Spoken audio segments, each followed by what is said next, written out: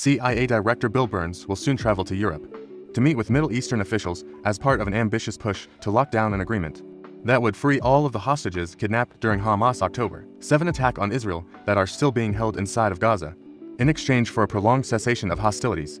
According to U.S. officials familiar with the plan, the officials said Burns will speak with counterparts from Israel, as well as Qatar and Egypt, two countries that have worked as intermediaries between Hamas and other nations.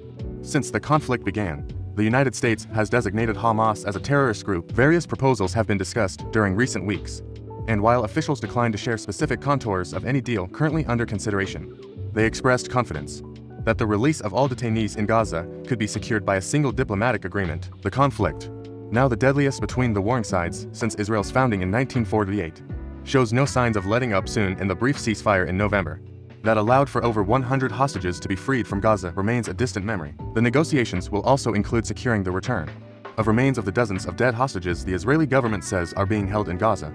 According to the officials, the FBI is investigating the deaths of at least 2 Americans whose bodies are also believed to be inside the enclave. Burns, who has emerged as the de facto leader of the Biden administration's part in the hostage negotiations, has journeyed for face-to-face talks with Israel and other mediators at least 2 times before. Before he took the helm of the CIA, Burns spent decades working in foreign diplomacy, serving as ambassador to Jordan and Russia as well as Assistant Secretary of State, overseeing the Middle East. His latest engagement comes at a potentially sensitive time. This week, Israeli media broadcast an audio recording said to capture Israeli Prime Minister Benjamin Netanyahu slamming Qatar's role in the negotiations and calling its ties to Hamas problematic.